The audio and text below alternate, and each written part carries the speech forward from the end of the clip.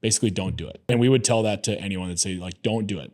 And that unless it's something that's like burning inside of you, if this fire cannot, like if you would die with it, if it stayed inside you, that's the only way that something is going to happen. And so if somebody wants to start a business or they've got some idea, we would just tell them not to do it, because if they'll listen to us, that's exactly where they should stay. And if they won't listen to us, they're going to get out of bed. That fire is going to be in them and they're going to fight and they're going to make it happen. You just got to figure it out. Hey, what's up, everybody? Welcome back to the Millionaire Misfits podcast. I'm Eric Stewart. I'm Dan Edwards. And this is episode 14 with owner and founder of Drekker Brewing in Fargo, North Dakota, Mark Bjornstad. Dan, tell them a little bit more about what to expect. Mark was awesome. We get into a ton of stuff about the early days of Drekker, you know, them sitting around his dining room table, trying to figure out a name and how they're going to do all this, all the way to now being a staple brewery and complex in the Fargo-Moorhead area.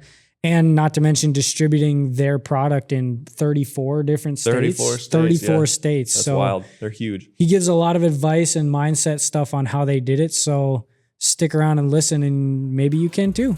Let's get go. into it. Let's go.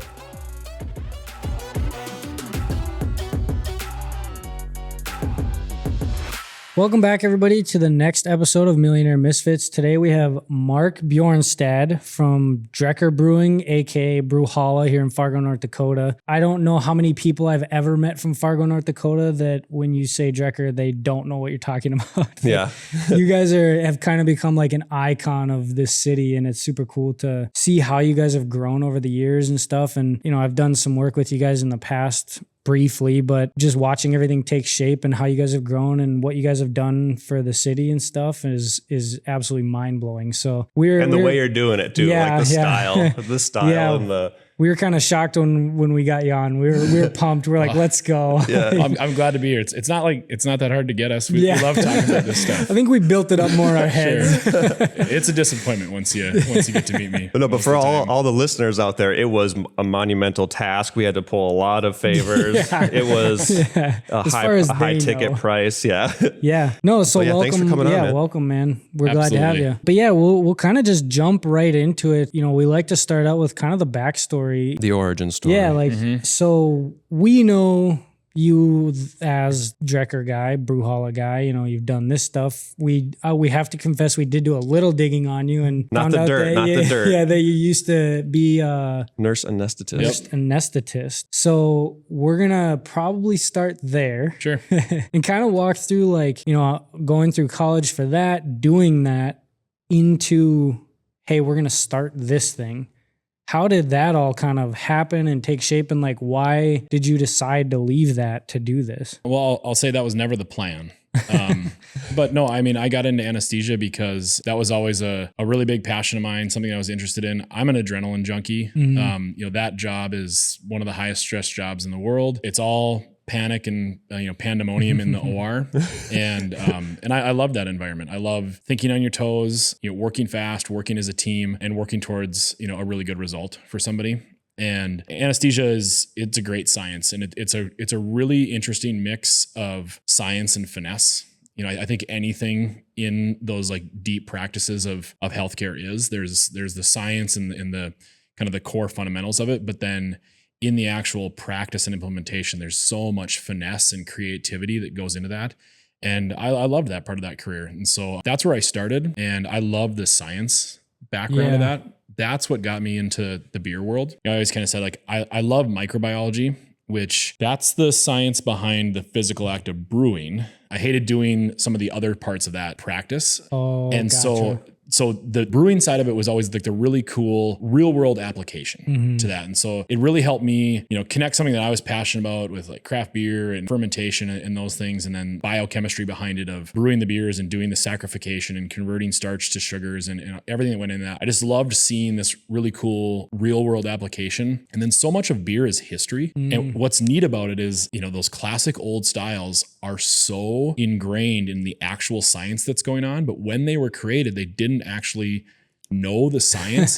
They were just rigid on the practice, and through trial and error had figured it out. And so that's why you have such rigid old styles, because I mean, they didn't even know what yeast was. They used to think there was the 3 ingredients in yeast and like that German purity law. And then they had to add yeast later once they realized that was going on. But you know, they didn't have microscopes back then. They didn't know about single-celled organisms. So I just loved that whole idea of these people really like creating foundations of science just in a pursuit of a product that they loved and a consumable thing that they enjoyed, and then what beer did. Yeah. And then that's in learning about beer through that science side and kind of getting into the history of it. That's where I fell in love with what was beer used for in society. You know, they always kind of say that we didn't become social animals and build civilization until we created alcohol, because otherwise we were just nomadic, nomadic tribes. And it was beer that made people gather and gave you something to do. That really solidified my love for what we were doing and what we were going to try and do at Drekker. Yeah. It's funny because I've never really thought, like, now you think about like, yeah, it's a social thing. But as you're talking about history and stuff, like, and maybe it's just because we're at Drekker, but I'm like thinking back to like, you see like all these Vikings with like the tribes drinking together, they're always having the mead and stuff. And like, that's always a part of it, of like them getting together. So it makes sense. But yeah, that's kind of cool. It's just so like central to a culture too. Yeah.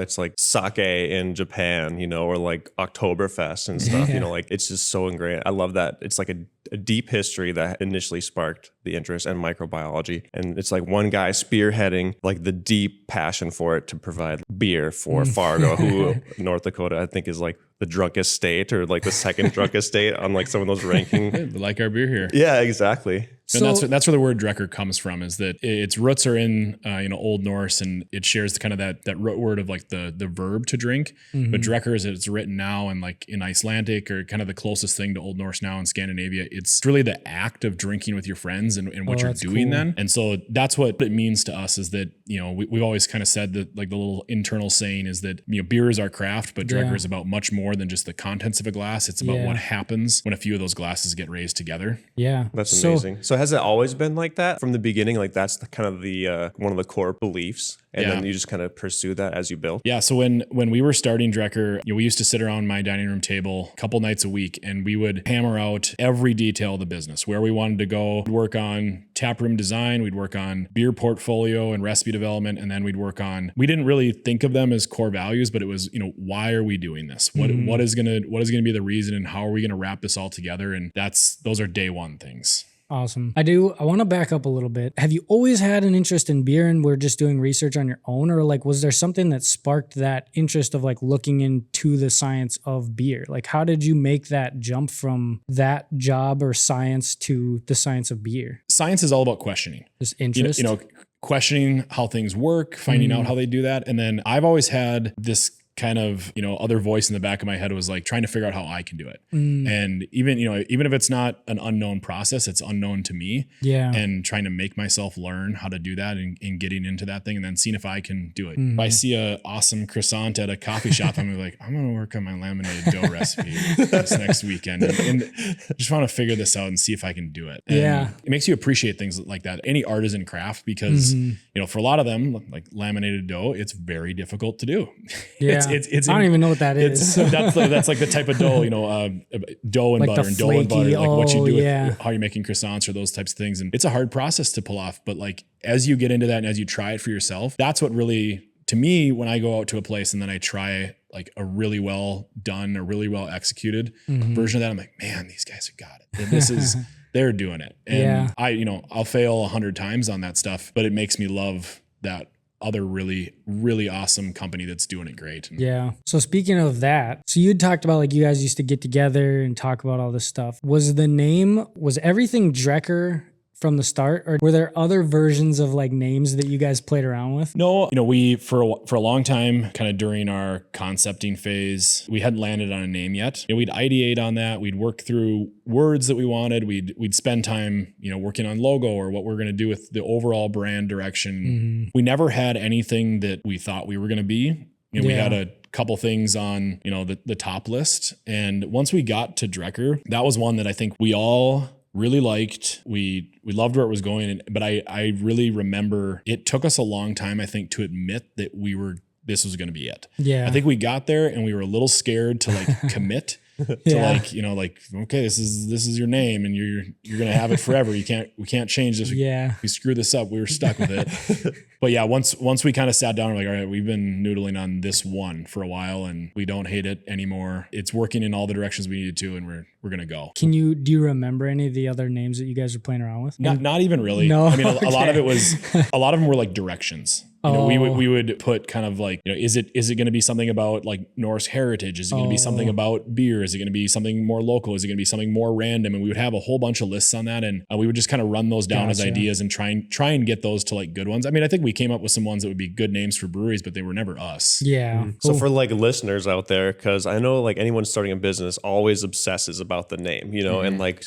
we spent way too long on the 10 podcast. Minutes. Nailed it in 10 minutes. No, I'm just kidding. So like, do you think like the name, like nailing a good name is like worth a huge time commitment? Or do you think you would have been like this level of successful, like with any name you would have chosen? That's an interesting question. You know, I think this could be said about a lot of things in business. And what made me realize this was the book Freakonomics. And when they're talking about things that parents do to like make their kids more successful, I think one of them was like going to museums, and they found out that like that has no impact on a child's success or intelligence. Going to the museum, like doing that act, doesn't make the kid smarter. It's the parent that would do that is going to do a million other things that's going to make that kid do that. And so should you obsess about the name? Yes. Will obsessing about it make it a perfect name? No. Like the company that's going to care is going to find a good name, is going to find the perfect name. Do you have to clock in 1,000 hours? There's no magic time. Like the obsession and spending the time on it won't make it perfect. And I think oftentimes in this, perfect is the enemy of good. You can have a good name, but if you don't have a good logo, a good font structure, a good overall layout, a good master brand plan with it, you don't utilize it well, the name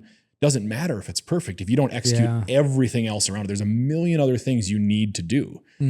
So you can do a great business with a good name, but it's those like almost like intangible things that are going to go around it that all need to be perfect. So you do have to obsess about it. It won't matter if you obsess about it. It will get done and it will be good. I love that. I get what you're saying though. Like if you're going to spend 10 minutes and just pick the first name that comes in your head, like you probably don't care all that much to like really do what, you know, carry out all the other things that go into building it and making it what it needs to be. Yeah. Like, are you going to spend 10 minutes on another like beer recipe? You know, like probably not. And like you should obsess over that too, you know? I suppose, like the whole correlation does not equal causation. Like the kind of parents that take your kid to the museum. That's a really good example. That's cool. So, okay. So you guys picked a name, you're sitting around your dining room table. How do you get from your dining room table to brick and mortar renovated location opening up Drekker? You know, it's one of those moments where like you have to say it out loud. Yeah. You have to tell somebody that you're going to do this. Oh, and gotcha. We kind of decided like this can't live at the dining room table anymore.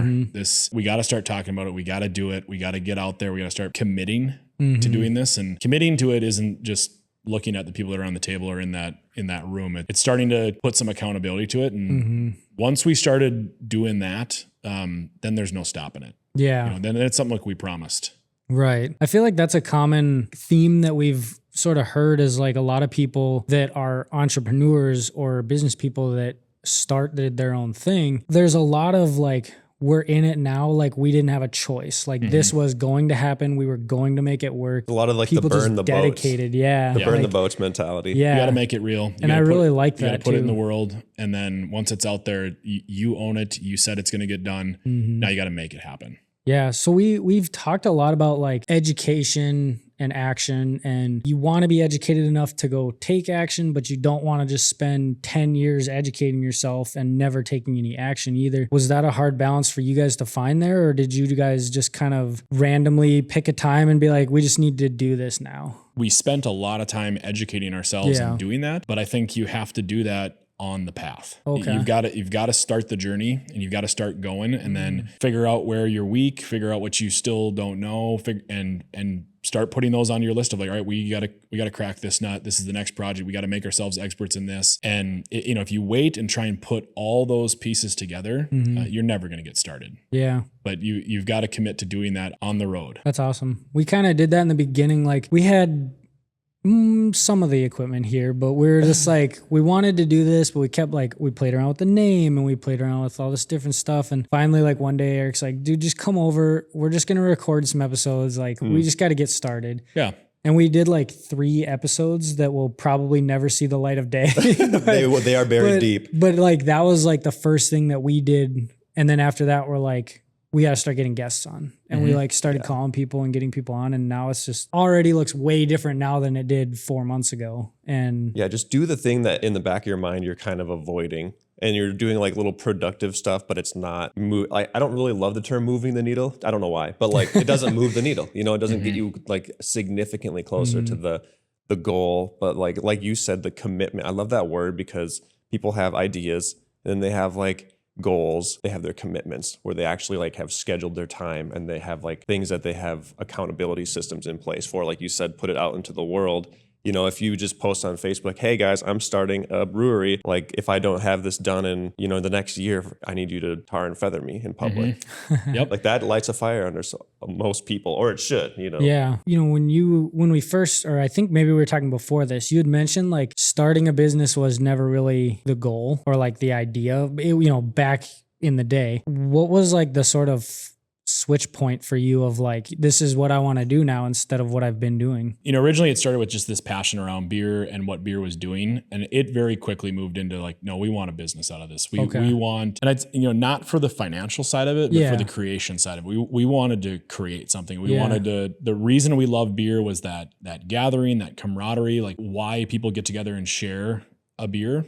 And so we wanted to create that. We wanted to be the catalyst for those moments. And that really drove us to get this out into the world and then keeps driving us into what we do every day at work. Heck yeah. That's awesome. And is it a pretty decent business model in general, like starting a brewery, or is it like a very high risk situation that not a lot of people should start like today for our listeners? Yeah, you know, I think one of the most dangerous things, and I think what we're finding out now in craft beer, is that probably around the time we were starting, it was very easy to open a brewery and be pretty successful in your tap room because opening a brewery and being local and stuff like that was so popular and so well patronized that a lot of people could do it. As soon as it got competitive, a lot of those businesses started to fail. And that's what we're seeing now is that there's a lot of businesses that were in it and they, for you know, any number of reasons, weren't solid enough to make it. And that's the nature of business. Yep. So they weren't going to survive.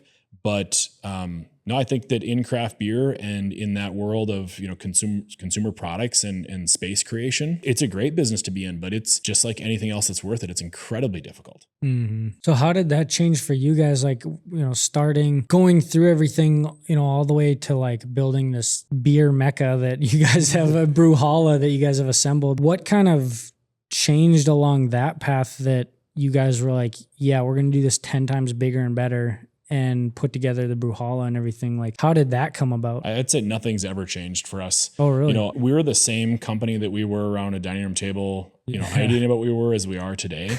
Some of that comes back to just our basic philosophy on business. We do not believe in finite goals, in hard metrics. We know who we are at a very high level, and that's what we work on being and executing and living in that space. And wherever we end up, that's where we're supposed to be. You know, that's awesome. You know, if we had been, you know, a tiny little tap room or you know, major regional brewery or, you know, the food hall, you know, giant tap room thing that we are now, they all lived in the world of possibility for us. Yeah. It didn't really matter what direction we went. We knew who we wanted to be, and we were just going to kind of meander through a path that kept us that. Yeah, that's cool. I like that. And then you just figure out the side where it makes decent profit margin so you can stay in business. It's that first, right? You gotta pick a direction. You see an opportunity. You have to evaluate if this is feasible. Does this match our core values? Is this something we should be doing? Does it make fine business sense? Is there margin on this? Is there a market for it? You have to evaluate all that stuff, but then those are easy to like check the box and do the due diligence on. Yeah. And you can come up with lots of different ideas and lots of different products that your business could make. But at the end of the day, you still have to pick any one of those ones that this will make money, this will make money, this will make money. But which one is us? Yeah. And then that's the decision you go with, and that's what you ride, and you just keep doing that over and over again. That's cool. So how many people did you start with? There's 4 of us owners that started the brewery. Oh, there is. Okay. Yep. And how many are there now? 4 still? So now, over the years now, 3 of our like key employees have come into the ownership group. And that's awesome. So you guys just kind of offered that to them. So they worked with the company and then they just kind of worked into equity in the business sort of thing. Yeah. That's awesome. We've had a lot of guests talk about how like they've worked their way up like as an entrepreneur. And then a lot of people I feel like don't realize that that's even an option for them. Even the people we've had on as guests will say like, I was just working at this franchise and then they kind of promoted me to and offered me my own franchise, like drive up to Fargo, North Dakota and start a franchise location up there. And their like mind was blown because they're like, oh, I guess just because I did a good job working for this company means an opportunity arose that I didn't necessarily expect. Yeah. I mean, I think getting into business doesn't require you to be a CEO or be an entrepreneur. It can be, like they talk about some of the best businesses to be in are boring businesses that no one talks about. You can buy a business. There's going to be a huge transfer of wealth here in the next couple of years of people getting out and wanting to sell business. Those are great opportunities for people. And there's a lot of ways to get into it. But I think the same mindsets and same skill sets are required, whether you're starting, whether you're the CEO, whether you're the CFO, whether you're the chief of product. I mean, whatever it is, there's lots of ways to really be successful in business. And you don't have to start a company. You don't have to be the chief there. There's a lot of ways to be involved and to be successful. So for somebody that's like, if they're sitting at their dining room table right now listening to our podcast. And they're like, I want to start my own thing, but I'm just not sure I have the money, I have this idea, but I'm not sure where to start. Like, what's just like a piece of advice that you would give them based on, some stuff that you've gone through? I mean, like I said, we have a really rigid philosophy on our business and it's probably darker than people think. Or maybe you Can we know what it is? Maybe you tell us. We do. I mean, I would say a lot of our philosophy is based on like Charles Bukowski. He's kind of like the dirty, crabby old man poet. Okay. And he's got this he's not a business mind. He's an artist, poet, writer, but he has some really interesting critiques on human society, on psychology. And one of his little pieces is kind of about doing something. And what he says is like, basically don't do it. We would tell that to anyone that say like, don't do it. And that unless it's something that's like burning inside of you, if this fire cannot, like if you would die with it, if it stayed inside you, that's the only way that something is going to happen. And so if somebody wants to start a business or they've got some idea, we would just tell them not to do it, because if they'll listen to us, that's exactly where they should stay. And if they won't listen to us, they're going to get out of bed. That fire is going to be in them and they're going to fight and they're going to make it happen. You just got to figure it out. That's cool. And don't listen to what someone else tells you, figure it out, make it work, do the hard work.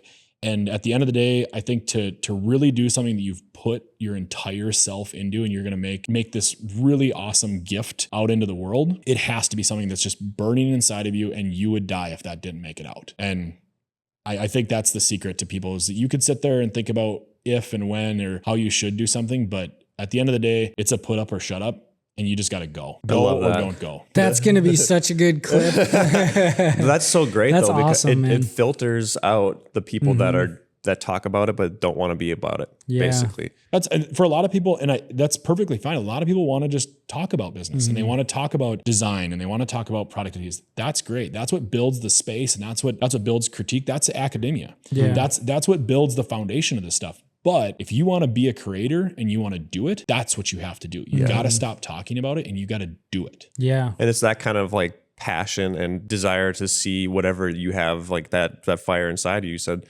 like bringing that out and creating something that came from just like a thought in your head, like that desire to like make that a reality will carry you through some of these low points or obstacles, that like if you're just kind of a talker and you're the first adversity that you come upon, you'll be a lot easier to like blow down in the wind. You have to figure out whether you want to be passive in this thing or you want to be active. Yeah. And if you're passive, you're going to wait. You're going to wait for opportunity. You're going to wait for somebody to let you do something. And if you're active, you're going to go out there and you're going to make it happen. And it's not going to be who's going to let you. It's going to be who's going to stop you. Yeah. My biggest problem is that when someone tells me not to do something, that's all I want to do. You almost have to be like kind of just like a little bit off, like you have to just like not like a lot, but just like a little bit crazy. Like that's why you need a team too. Is that there has to be one or more people in the company that has that stubborn, almost adversarial aspect to it. And then there needs to be some like adults that are going to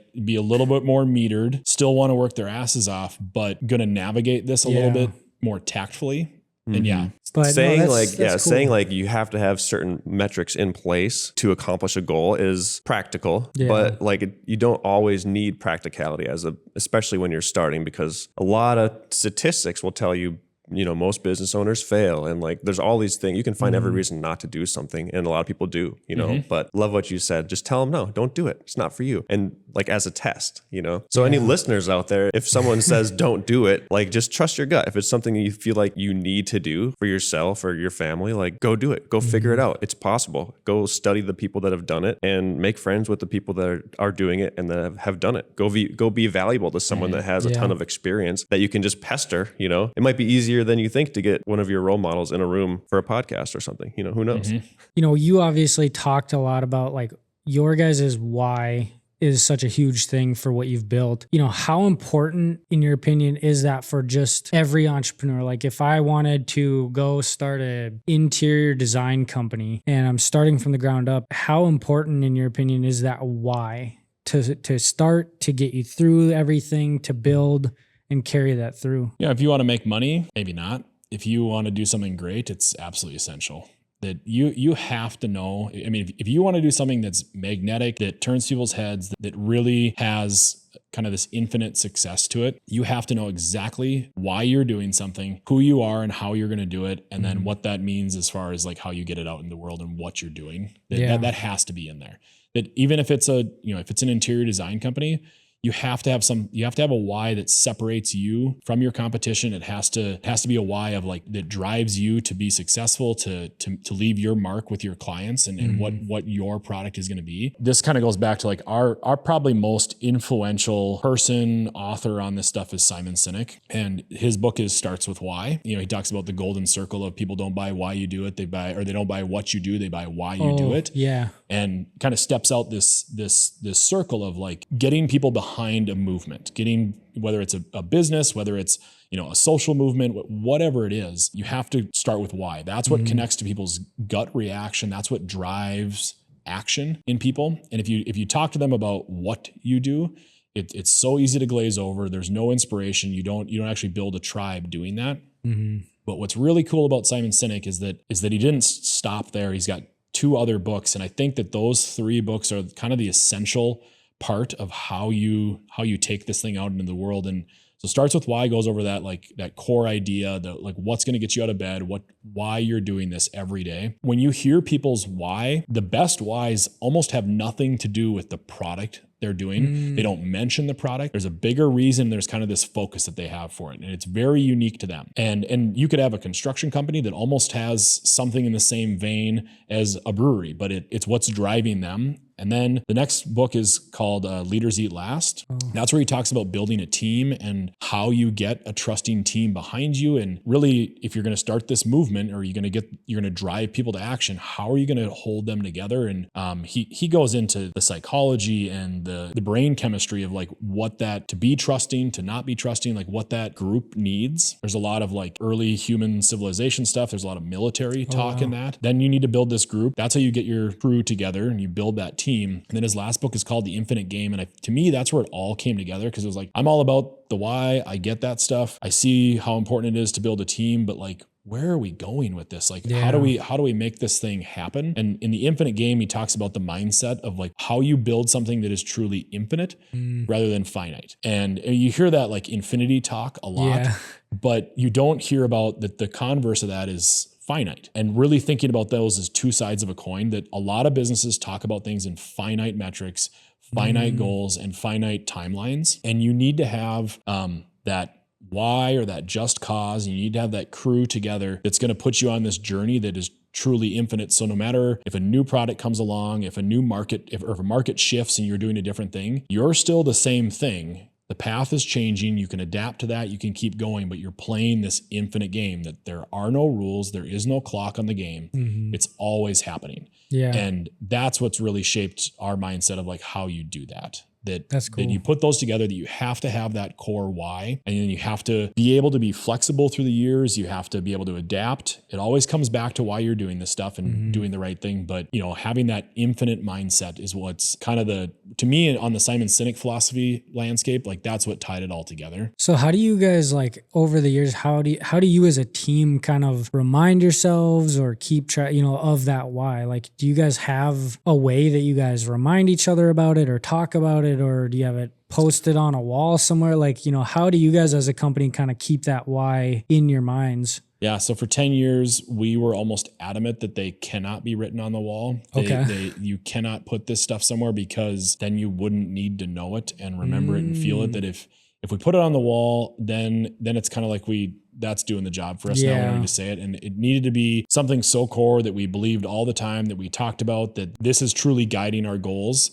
every day. I think we're actually at the point now where we have built it into a playbook so well for ourselves that we are starting to write it down and using it to approach projects of like, here's the idea and here's our why and how we do stuff. Now we use that as a way to attack a plan and make sure that we do everything the way that we're supposed to do it. That's cool. And it helps us. It's almost like a recipe for us when we look at whether it's a beer, whether it's a new merch idea, whether it's an event, whether it's a hotel experience. We're using that same playbook of how we do things, and it's completely transferable to whatever application we're talking about, because it's us, it's how we do stuff. And the reason we're in this space and the reason we have a customer base that we do and we have followers is because of that playbook, not because of the products, not because of one individual beer or because we came out with a cool new merch or did a fun event. It's because of all of it. It's because of what holds it all together. It's the million other little things. And I can buy that playbook where?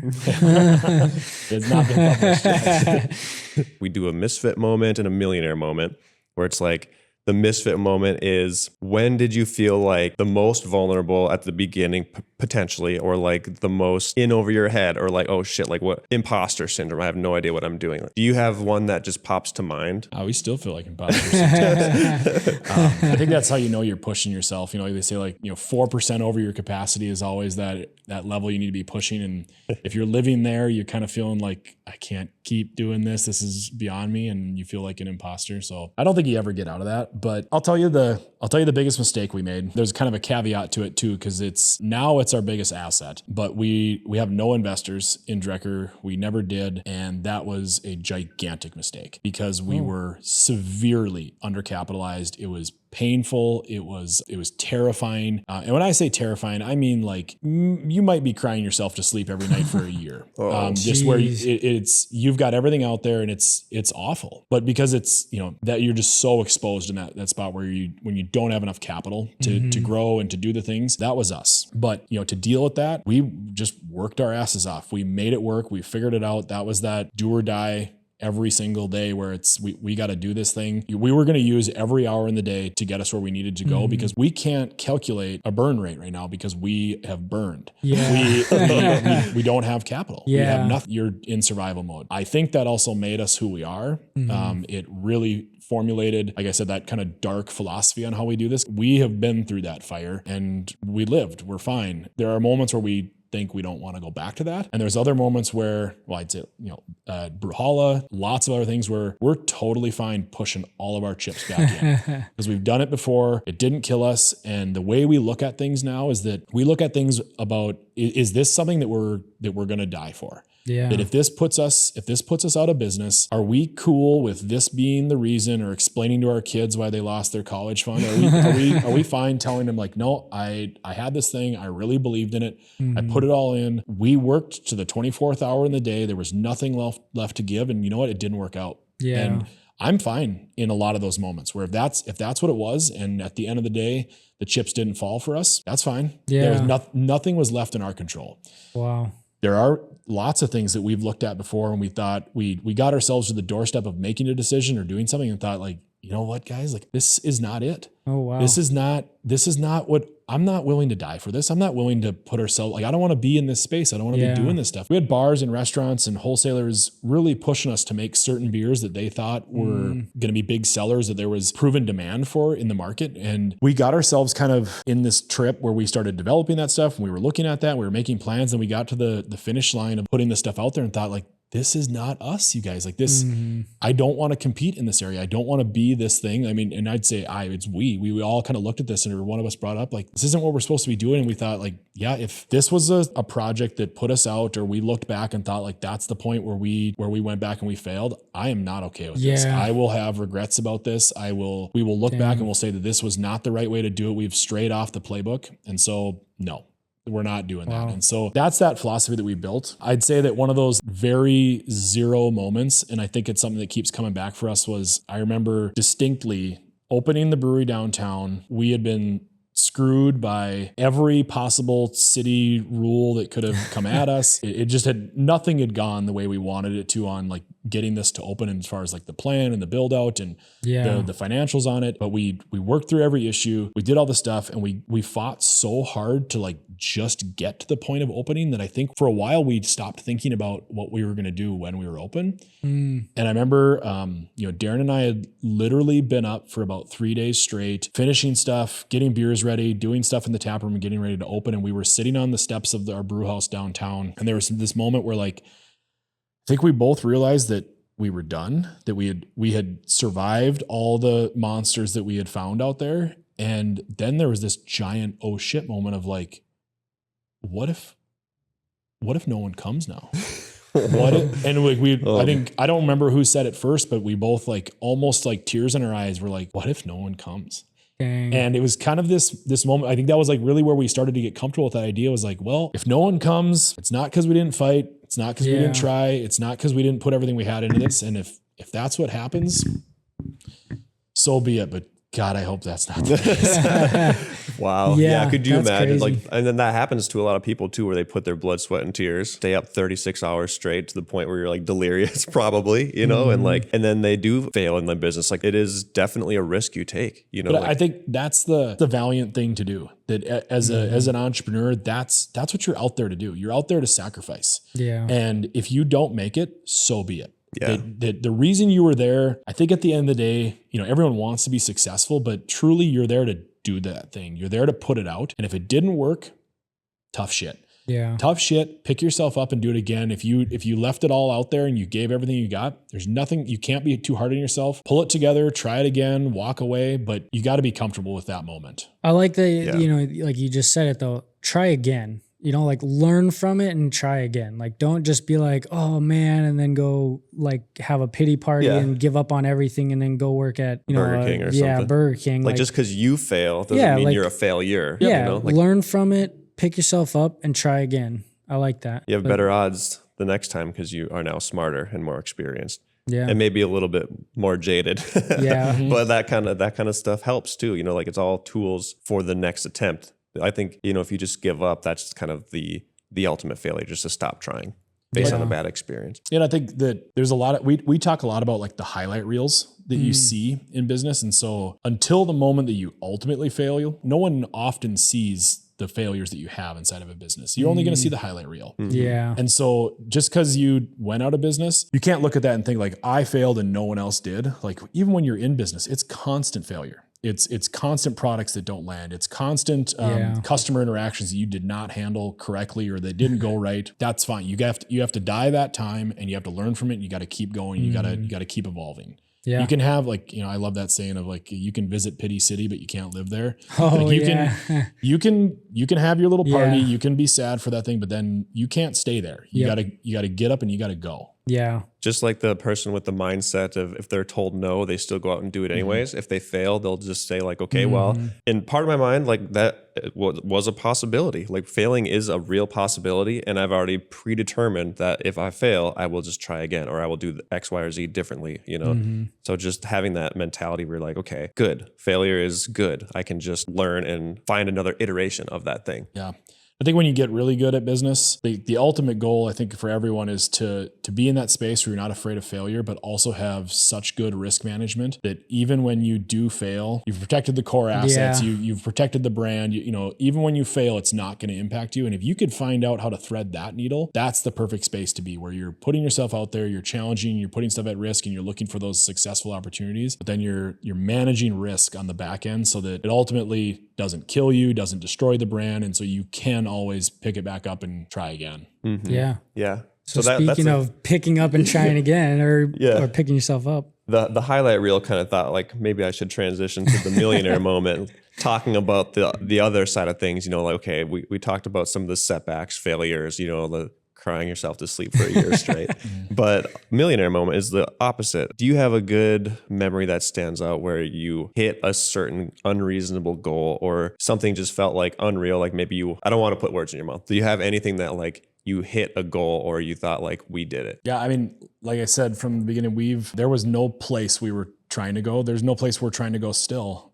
So, I think back, passing a first beer across the bar, that was a moment that like, there was no amount of reason that said we should have gotten there, but we did, and we loved it. Think of festivals that we show up at and seeing a line develop and people talking about the product. Those are those huge wins for us. And they're all like we made it moments, because anytime we can do exactly what we're supposed to do and be there living out our why, that's a win for us. And sometimes they're big, sometimes they're small. Honestly, I think I get more satisfaction out of the small ones. The big ones sometimes are too all-consuming that you never get to take that moment to sit back and enjoy it. That's wild to me. I love hearing that, but that's crazy to me to hear that, because so many times, you see people that don't celebrate the small wins. Like those are the ones that get glossed over and they only celebrate the big wins. So I actually really like hearing you say that, like, I like the small wins, and sometimes the big ones are just so all consuming, because it's a little bit of a flip. And I've had a lot of experience with working for people that they don't care about the small wins, right? They want the big wins. So I like hearing you say that, like, well, I think one of our biggest faults is probably that, and I know myself personally, it's one of my biggest faults is that, not celebrating wins enough,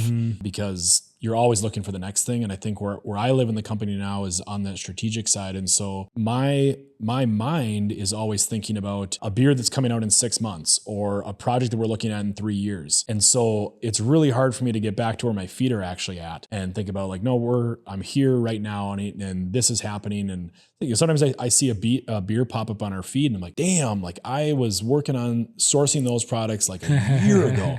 And like I haven't thought about that product for quite a while, and it needs to like pull you back and be like, all right, like that's a win now. We got to go celebrate that. And that's my biggest fault. And I think if you're waiting for the big ones, they're never big enough. They're never moments enough where you can sit back and like actually enjoy it. Yep. And whether it's awards or, stuff like that too, that is not satiating. You might want that thing, but when you get there, it will mean almost nothing to you. It doesn't matter. But it's those little moments where if you can find that small thing that was why you did it and it was perfect and it's in this moment, you're there. That's the little nugget that you need to be looking for and feeding yourself to keep going. Got 2 questions for you. One, what was that first beer that you slid across the bar? Do you remember? It's probably Broken Rudder. That's been with us since day minus 100. Broken Rudder. Okay. And the other one is like, would you tell people to just try to fall in love with the process of building, because that'll constantly be there? Because like what you're saying, well, like some of these mile markers or like milestones or whatever, like they are great and you should celebrate them. But I feel like I've heard this a ton, and it's true for me, falling in love with the actual process and like ingratiate the process into your own identity or anything like that. But like, is it better to really just love the daily routine of building something for yourself than having like an ultimate goal? So an ultimate goal is binary. It's either you make it or you don't. And then when you get there, it's also finite. And so then who are you on the other side of that? So if you live in that world, you're either going to be constantly reinventing yourself, you're going to be chasing trends, you're going to get to the end of a project and you're going to have to pull everything back together and figure out the next thing. And it, as cliched as it is, you have to enjoy the journey, not the destination. You have to want to be in it for what that journey is. And honestly, I think in business, it's for the shit and it's for the fight and it's for that hustle that you've got to want to be doing that. You've got to want to enjoy putting yourself out there, shedding some blood and making it hurt. And then when it works, you get to those like little moments. That's what makes it all worth it to you. And you have to know and you have to love how much you put into that, because if it's just about checking the box and getting to the goal, that will not be enough. Like, being up on the award stand, getting a medal for something, that's not enough to keep you going. They talk about that all the time with like Olympic athletes. The medal stand is not enough to push you 4 years to get to the next medal stand. You have to love the monotony of getting up every day of the week and putting in the laps or doing the reps of doing the thing. And if you love that, yeah, you might end up on a medal stand and that's going to be fucking awesome. But you've got to love what got you there. Yeah. Otherwise it won't be worth it. It'll be miserable. You know, we've asked for some advice and we've talked a lot about mentality and things like that. But one thing that we really like to ask is like actionable items for somebody, you know, the kid sitting in his mom's basement or whatever that wants to start a mowing company, or, you know, the guy in his apartment that wants to start a brewery, whatever it might be. To the best of your ability, what is one thing that they can just go out and do this week or this month, not to get them to the finish line, but just to get them one step closer? Yeah. So when you've got that big thing that you're looking at, like how do you make that manageable? And we've said this from like around the dining room table, that the only way to eat an elephant is one bite at a time. And you've got to figure out, you got to know what you're doing. Like we're going out there to eat an elephant. And then how are you going to take bites out of this? And you've got to work that down into manageable things of like, all right, so here's the projects. This is going to be in a year. We're going to have to be here. I can see that, but we can't work on that right now. But if I need to get there in a year, then I need to be here in 6 months, and we need to get this done in a couple months. And then this week I got to do this, and working it back from what it is that you're trying to do. And then what are those, like it's pretty easy to like put the larger milestones in there. Yeah. And then just get that down into what's the small bite I can do today that's going to get me towards that, or that, so that I'm at a certain spot in a year, and that puts me in a certain spot in 3 years, and just get it down into that thing that you can do today. Yeah. There's got to be something you do today. You can't just want the thing that's in 10 years.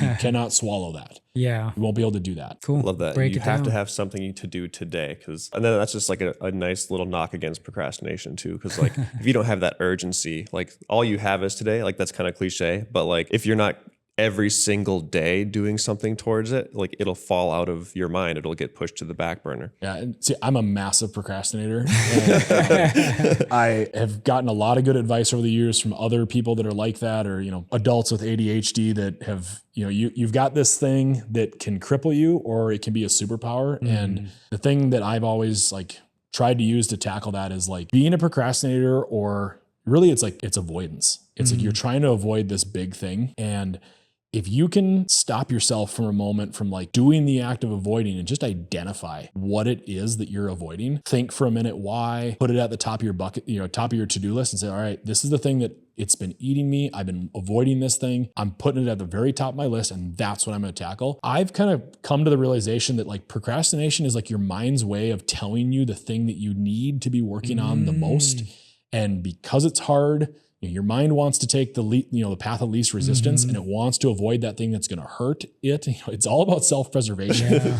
And if you can get a voice in your head that starts to question that and figure out like, why am I procrastinating this? What is it that I'm so scared about this? Think about it, spend a minute talking to yourself about it, and then figure out how you're going to deal with it and put that at the top of the list and tackle it. That's what's going to really launch you from today to tomorrow to 5 years into success, where it's like your mind telling you what you're supposed to be working on. Yeah. I like that. I love that really too. Cool. And like the compounding effect of getting that over that first hurdle, like, oh, I don't want to go, if I'm looking for a flip house, I have to go door knocking. That's scary. Or cold calling, but once you prove it to yourself that you can do it that first time, it almost snowballs like, okay, like, hell yeah, I did 4 hours of, cold calling or something, the scariest thing in my mind. I can do it again. Like it wasn't fun, but I now know I'm capable. So it's like kind of building that, like, what is it? The proof or the building a resume. It's been a while. I think too, like you talk about like, people are scared about going out there and door knocking or introducing themselves or doing that stuff. Fuck it. Everyone's afraid of that stuff. Yeah. Think about successful CEOs or entrepreneurs. Yeah. People look at them and think they have huge egos. But when you go back and you look at the things that those people did, they checked all of their ego at the door at the beginning. And you have to have that ability to like at certain times say like, I don't care at all what you think of me, or if I fail here, or if I look like an idiot, I don't care. I've got to check that right now. And I used to think too that like I had a personality that like, oh man, I care a lot what people think of me. I want to maintain an image here. And it's that same idea of like, bravery doesn't come before you do the brave thing. It comes afterwards. You do it scared, and then you become brave. Yeah. And it's that level of confidence to go out there and do this. Like, no, everyone is scared shitless to go out there and put themselves out there, but you do it And then the bravery and the confidence and the ego comes after that. Yeah. That's when, and then you get the boost. And then you realize, oh, I did that last time and I didn't die. Yeah. And yeah, maybe some people laughed at me, but I'm still here and I'm still intact. Do it again. Yeah. But if you're so afraid to put yourself out there and do that the first time, and you're not willing to take that sacrifice or to have the, fall flat in your face, you're not going to make it. Yeah. You've got to get rid of that right away. And it doesn't mean you need to be brave. You just got to do the thing scared. Yep. Yeah. If you do it scared, you're in good company, because literally everyone else, unless they have like no fear factor, but like that's just not realistic. We're all faking. Right. Yeah, we're all faking.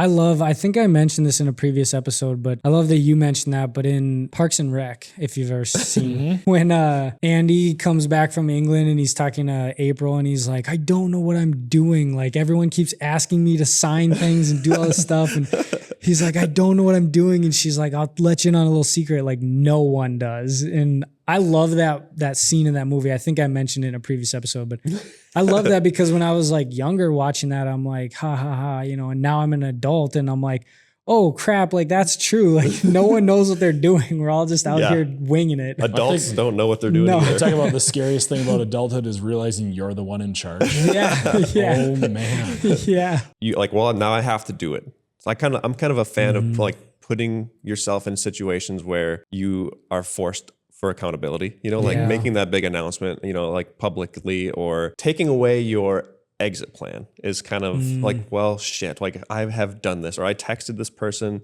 saying like, I'm going to meet them here. Look at this apartment complex I want to buy or whatever. So like, well, now I better live up to my commitment, So it's almost like you're screwing yourself, but like it's your future self. So it's like, that's future Eric's problem. But like now he's compelled to commit to it. Little hacks like that I like to do. One other question for you.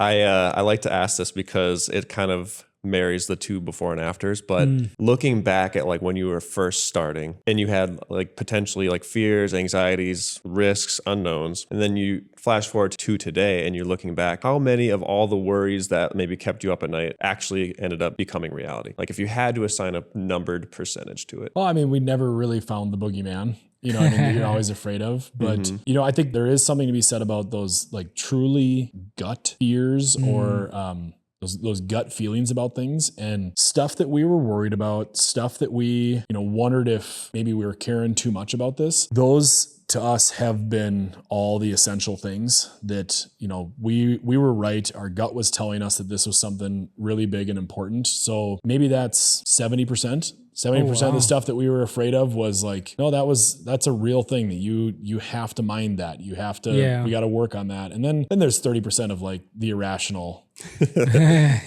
dang monster bumping out of the closet, and stuff's not going to happen. So for that 70%, like, all that stuff that you guys were like, we were right to care about this. Did all of that stuff actually happen though? Or like, did you guys end up preventing it because you had thought about it and put stuff in place? Yeah, I think that's one of our strengths is that as a group, we talk a lot and we talk excessively about strategy and alternate scenarios.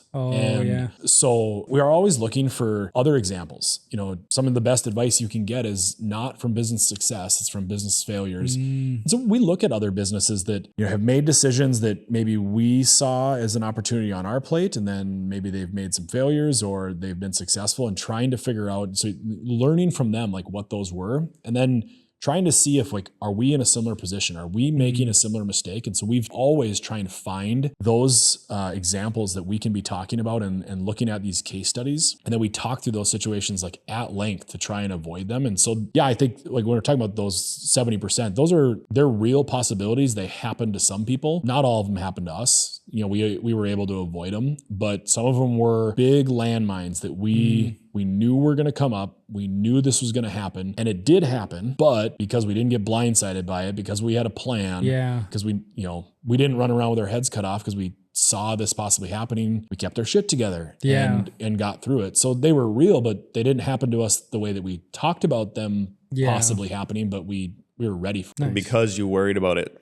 and because you forecasted potential scenarios, then you are more prepared for each and every one of them. What's the risk reward for each path, and what is each one aligned with who we are and where we're going? So yeah, that's pretty consistent with what you talked about earlier with the whole like, how do we like name the company? It's if you obsess over that detail, then you'll probably obsess over like all these other details and ultimately build something really cool and impactful. But a lot of our guests will answer very similar. They're like, well, we worried a ton and very few of them actually happen. And I think like what you were talking about with like the Freakonomics book too, is because you are the type of person to worry means that, you know, like your kid will grow up and be more successful, or, you know, and your kid is your business in this case. But it's not because you spend all that time worrying and you automatically successful. It's just you're the type of person that will be successful because you're neurotic about like all the potential failures or shortcomings. Yeah. One thing we like to ask everybody is like, after everything you've been through, you know, you've already mentioned a few books. Do you have any like books, podcasts, or even like just online influencers that you would recommend for people to go check out if they're, you know, wanting to get started in entrepreneurship or leadership or starting a business, whatever it is? Well, I think on the creative side, a book that's been really influential to me is Rick Rubin's Creative Act.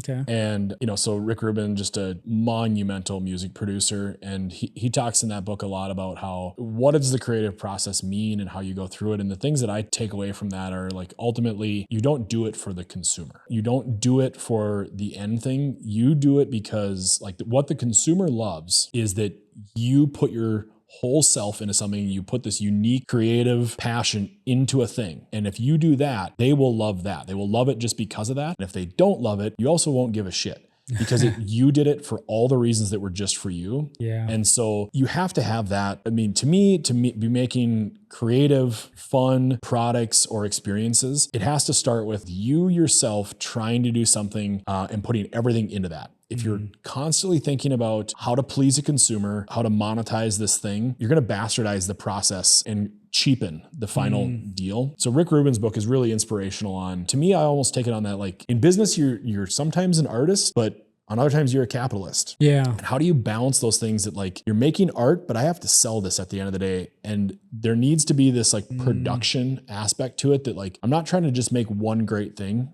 We're trying to do this over and over again. We're trying to make a business out of it. And that's how you keep the soul in it. That's how you keep the passion in it. And that you keep putting pencil to paper, putting the words down every day, you know, doing the reps, and then still putting out a great thing that is who you are supposed to be. Yeah, that's awesome. I love that book. And it's got a lot of entrepreneurial connections to it. And I know you mentioned some other ones earlier. I remember all three of the Simon Sinek's. Another one on procrastination. I love The War of Art. Oh, yeah. That's another one that really quick read, gets super weird out there about what the creative process is and, you know, to this other dimension. But really it's like identifying that resistance that's coming after you and how you deal with that. Yeah, another book that's been absolutely monumental for us is Traction by Gino Wickman. Yep. So we use EOS here, the entrepreneurial operating system, for how we structure our business and kind of hold every corner of it, from, you know, metrics to goal setting to how meetings are conducted and stuff. We operate on EOS. And so Traction by Gino Wickman is the opening of a whole new world on running a business. If you get into that book, that one was a big game changer for us. Do you implement that right away, day one, or do you have to hit a certain size? Yeah, I mean, I think it's one of those books that you probably have to. I mean, it would be awesome if you read it ahead of time, and if you read it ahead of time and kind of knew where you're going, you're not really going to be able to implement that in a company of one. Two? You know, I mean, a big visionary implementer. Yeah. I mean, you know, the big part of Traction is, you know, creating traction, creating accountability. You really have to have that team in there. But if you know that you're going to be going to that, that's another one that's really good. I know another book that I read, and I wished I would have read it long before, is Your Next 5 Moves by Patrick Bet-David, where the whole time I was reading that, I was thinking like, if I had this framework like so long ago, like this would have been perfect. It's like, these are all the things we did, but my God, did we meander and trip over these and do them out of order. And it's in that book, he's got a really, really simple way of putting a 5-step process to like how you're going to build something and how you're going to be this power broking executive. And everything I read in that book, I was like, I wish I would have had this 5 years ago. I'm very glad I have it now. Nice. I'll have to check that one out. Next 5 moves. I think it's in my queue on Audible, but yeah. He's another podcast, YouTube guy that I just love all of his stuff. Valuetainment is his, I think that's what it's called, but Patrick Bet David. Yeah, that's awesome. Yeah, I think we've gotten a ton of good nuggets for people like really at that beginning stage. But I feel like you definitely need that fire and that motivation, but also like the vision helps keep you carry that on when like you wake up at 5 a.m. and you're like not happy about how the last day went or whatever. Well, I'd say one last thing I'd say about that too, about startup ideas and entrepreneurship is great. I don't think a lot of people realize that an entrepreneurial mindset is always continuous through your business. And I wish that more people would realize that they need to want to get out of that startup phase. There's a lot of people that I think just love being there. They love continuing to talk about it. If you're a startup, that's great. You're in it. Go. Get your ass out of that. Yeah. It's good to be there. It's good to get in that hustle, make the connections, do that thing, but you want to be out of a startup phase as fast as you can. That doesn't mean you're done. Yeah. But you want to get to being a real business, growing, getting out of that startup and building systems and doing the thing as fast as you can. Is that something, do you think, like if you sit in that for too long, do you think people start to get stuck there? Yeah. Yeah. I think because you start talking about it and you love you just love that space and you connect with other startups, and it's great to solve those problems, but solve them and move on. Yeah. Speaking of like the starting up thing, I wish I would ask this earlier, but with everything we've just talked about, what do you think is one of the biggest things that stops people from getting started? Themselves. I mean, it's just not getting up there and making yourself do the thing that you said you wanted to do. Yeah. There you have it. That's the answer. Boom. Get out of your own way. Yeah. Maybe figure out exactly what you're doing to self-sabotage, where your limiting beliefs are, taking a more like introspective, analytical approach, like sit down and be like really honest with yourself. What are my strengths? What are my weaknesses? What are strengths and weaknesses of CEOs who have done the thing? Like when they first started, were they similar to me? Like if you can identify with a high achiever who like when they first started, like were in similar boots, there's all the get out of your way you need. Cause you're like, oh, like that guy had nothing else, like nothing more than me. Like he wasn't smarter, like richer or anything. Like if he can do it, I can do it. I love that mentality. I think Tom Brady's got some really good thoughts on that, where he talks a little bit about how you do not need to be the best to become the best. That it's not the skill. It's not the smartest person in the room.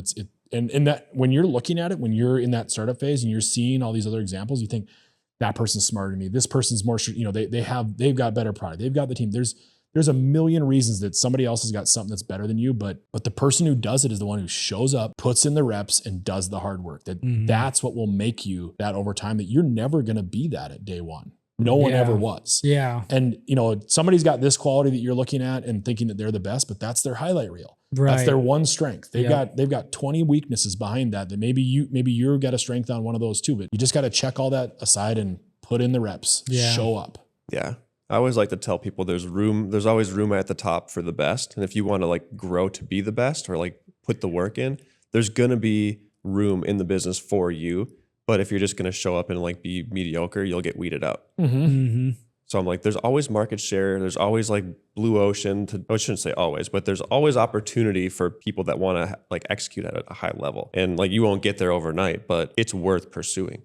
So the last thing we have is, where can people find you? And it doesn't have to be you. You throw a stone anywhere in Fargo and pretty much. But yeah, where can people check you out? Drekker, Brew Hollow, whatever you want to plug, now's your opportunity. Yeah, I think I'm averaging about like a Instagram post every 3 years. So don't follow me on there. You won't get anything good. No, I mean, there's a reason why we're doing this here at Drekker and Brew Hollow. We love creating spaces for people to get together, to experience, new things, new events, new ways to meet people. Check out the events that we're doing. Come visit us in the tap room. Ask for our product out at your favorite bars and restaurants. But then, just get a beer, sit down with some friends, crack it, and start talking about. If you want to start talking about what's on the beer label or what's inside of it, that's cool. I can't wait to see where that conversation goes and what you guys end up talking about, because that's why we do it. It's to try and catalyze those moments where people start talking to each other and coming up with other great ideas. Heck yeah. Love that. Thank you everyone for listening. This was awesome. Thanks, Mark, for coming on. This was an awesome time. We I got a ton of good information out of this. So unfortunately, I have to go back and actually implement it for Eric now. But you have to. Yeah, that's the thing. You can talk about it, but you have to be about it. That's one good nugget that we pulled from today, and I mean, of many. So thanks for having me. This was awesome. Good times. Thanks for having us here. yeah. And we could definitely sit and talk for another for hours because there's so many more questions. Like I have 1,000 more questions for you, but like that's gonna probably take too long. Yep. We got to go do it now. Giving you exactly. Yep. Cool. Gotta go do it. We'll come back later and we'll do another one. Cool. All right. Thanks everyone. See you next time. See you in the next one.